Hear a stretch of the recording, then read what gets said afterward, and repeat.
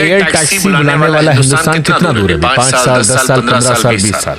ये जो अभी वायरल हुआ है सोशल मीडिया पे, इंडिया का फर्स्ट फ्लाइंग कार उत्तराखंड का, क्या ये सच में 90 मिनट का रास्ता का सिर्फ 10 से 15 मिनट में तय कर देगा? क्या ये सच में फ्यूचर में मिलियंस ऑफ डॉलर्स कंपनी को बीट करेगा? इससे पहले कमर्शियल मार्केट में आ पाएगा या नहीं? इस पे गवर्नमेंट का क्या रिस्पॉन्स है, सब जानते हैं। चलिए डिटेल में।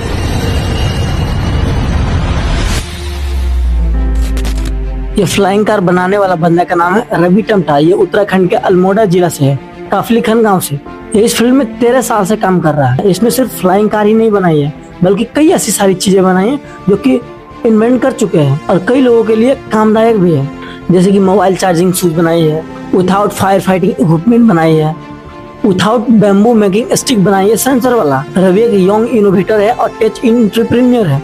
रवि टमटा ने गवर्नमेंट पॉलिटेक्निकल नैनीताल से मैकेनिकल इंजीनियरिंग की पढ़ाई की है। वो पहले मैन्युफैक्चरिंग और इलेक्ट्रॉनिक्स इंडस्ट्री में काम कई बार कर चुके हैं। रवि टमटा ने अपनी कंपनी हैप्पीडा स्काइनेक्स 7 जून 2023 को रजिस्टर करवाया था, लेकिन ये फ्लाइंग कार बनाने का आइडिया उन्हें 2015 में ही आया था। वो अपने स्टार्टअप हैप्पीडा स्काइनेक्स प्राइवेट लिमिटेड के फाउंडर और सीईओ है। रवि टमटा ने वैसे ही कई सारी चीजें नहीं बना दी है फ्लाइंग कार को छोड़ के भी, क्योंकि ये 13 साल से संघर्ष कर रहा है इस फील्ड में और ज्यादातर नॉलेज और रिसर्च इन्होंने इंटरनेट से किया है, यूट्यूब से सीख के किया है। इन्होंने जितने भी इन्वेंशन किया आज तक, तो उसमें बहुत बड़ा हाथ रहा इंटरनेट का और यूट्यूब का। तो लोग यहाँ यूट्यूब से बैठे बैठे दुनिया बदल रहा है, और जो रिसर्चर स्टार्टअप्स है वो बस बैठा ही है। चलिए अब बात करते हैं रवि टमटा को इंस्पायरेशन कहाँ से मिला कि एक ऐसी चीज बनाए जो कि उड़े, चले ना उड़े।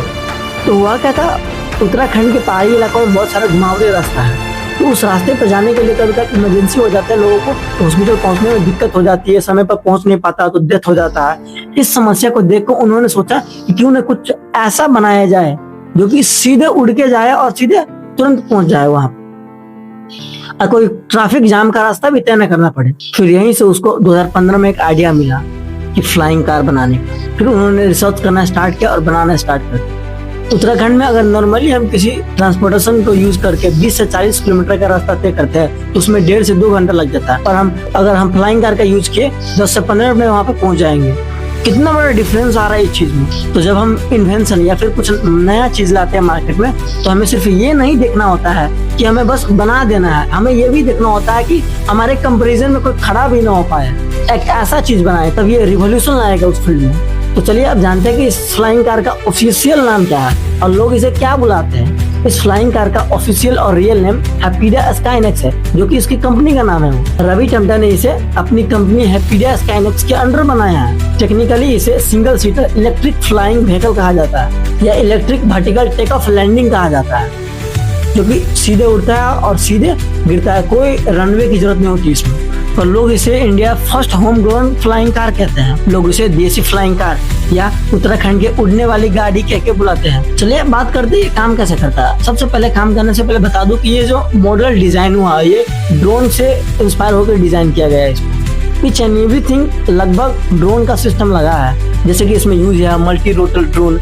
जो कि इसे डायरेक्ट वर्टिकली उड़ने में नीचे पुश करके और ऊपर उड़ने में मदद करती है, ताकि इसको कोई रनवे की जरूरत ना हो। इसमें प्योर इलेक्ट्रिक बैटरी यूज है, इसमें कोई पेट्रोल या फिर डीजल का जरूरत नहीं है। इसका मतलब जीरो पोल्यूशन और जीरो इमिशन। और इसका सबसे मेन पार्ट इसका कंप्यूटर ब्रेन है, जो हवा में गाड़ी को बैलेंस बनाने रखने के लिए यूज किया गया है, ताकि लोग उड़ते समय उल्टे पुल्टे ना और गाड़ी क्रैश न कर जाए। गाड़ी उड़ते समय बैलेंस बनाए रखने के लिए फ्लाइट कंट्रोल कंप्यूटर का यूज किया गया है इसमें।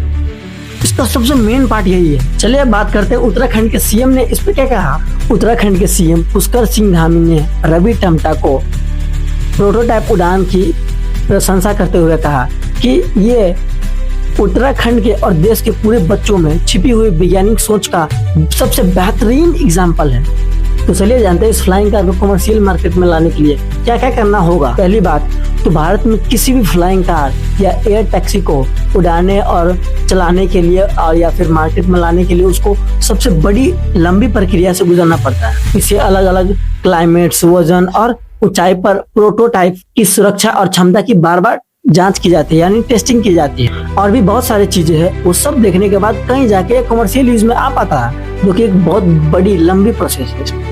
अब चलिए जानता है कि गवर्नमेंट क्या कर रहा है इस पे। रवि टंडन ने खुद कहा है कि अभी इस पे काम चल रहा है, गवर्नमेंट से बातचीत हो गई है हमारी और ये चीज अभी कमर्शियल यूज में आने के लिए प्रोसेसिंग में चल रहा है। देन लास्ट में यही कहूंगा, इंडिया में गूगल क्यों नहीं बना, इंडिया में यूट्यूब क्यों नहीं बना, इंडिया में फेसबुक क्यों नहीं बना, ऐसी बहुत सारे सवाल है हमारे पास इंडियंस के लिए।